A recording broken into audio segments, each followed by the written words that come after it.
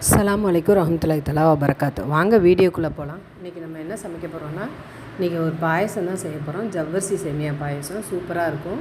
இப்போ அதுக்கு நம்ம ஒரு சட்டி அடுப்பில் வச்சுட்டு ஒரு 50 கிராம் நெய் விட்டு அதில் கொஞ்சம் ஒரு 25 கிராம் முந்திரி, 25 கிராம் திராட்சை, ஒரு 5-6 ஏலக்காய் போட்டிருக்கோம்.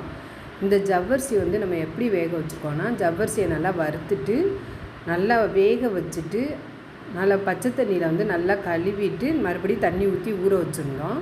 அதைத்தான் இப்போ நம்ம அதில் ஊற்றிருக்கோம் பாருங்கள். இந்த மாதிரி செஞ்சு பாருங்கள். ஜவ்வரிசி நல்லா இந்த பாயசம் பிசின் மாதிரி இல்லாமல் ஜவ்வரிசி நல்லா சாப்பிட்றப்ப ரொம்பவே நல்லா டேஸ்ட்டாக இருக்கும் பாருங்கள். இப்போ 1 லிட்டர் பால் எடுத்து தண்ணி ஊற்றாமல் நம்ம காய்ச்சி வச்சுருக்கோம். இந்த பாயசம் ரொம்பவே சூப்பராக இருக்கும். இப்போ நம்ம அந்த காய்ச்சி வச்ச பாலில் இந்த ஜவ்வரிசியை நம்ம ஊற்றிக்கலாம். நம்ம ஸ்ட்ரெயிட்டாக பால்லே ஜவ்வரிசி போட்டோம்னா அது ஒரு மாதிரி பிசு பிசுன்னு இருக்கும். இந்த மாதிரி நீங்கள் செஞ்சு பாருங்கள்.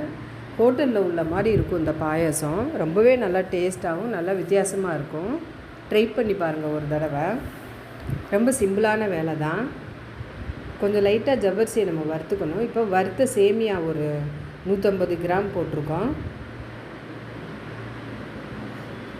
இது அப்படியே ஹோட்டலில் உள்ள மாதிரியே இருக்கும் இந்த பாயாசம். டேஸ்ட்லேயும் சரி, அது நம்ம சாப்பிட்றப்ப திகட்டாது, அந்தளவுக்கு நல்லாயிருக்கும். இது மாதிரி ஒரு தடவை நீங்கள் ட்ரை பண்ணி பாருங்கள். சிம்பிளாக இருக்கும், அதே நேரம் ரொம்பவே டேஸ்ட்டாக இருக்கும். பாருங்கள், ஜவ்வரிசி நம்ம பச்சை தண்ணியில் கழுவிட்டு இப்படி போடும்போது ரொம்பவே நல்லாயிருக்கும். இப்போ ஒரு 1/4 கிலோ அளவுக்கு சுகர் போட்டிருக்கோம்.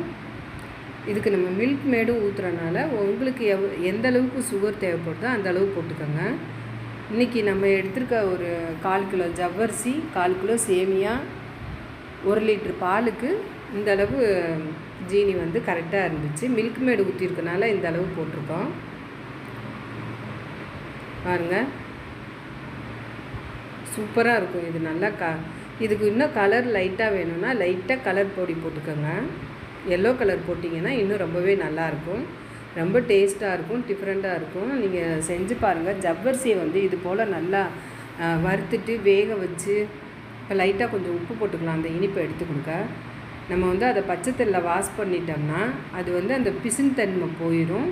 நம்ம சாப்பிட்றப்ப நல்லா அந்த பாயசம் நல்லா இருக்கும், திகட்டாமல் ரொம்பவே நல்லாயிருக்கும். ட்ரை பண்ணி பாருங்கள். அவ்வளோதான், ரொம்ப சிம்பிளான ஒரு வேலை பாருங்கள். இன்றைக்கி நம்ம மட்டன் குருமா தான் வச்சுருக்கோம். ஒயிட் ரைஸுக்கு மட்டன் குருமா செம்மையாக இருக்கும். இந்த மட்டன் குருமா ரெசிபி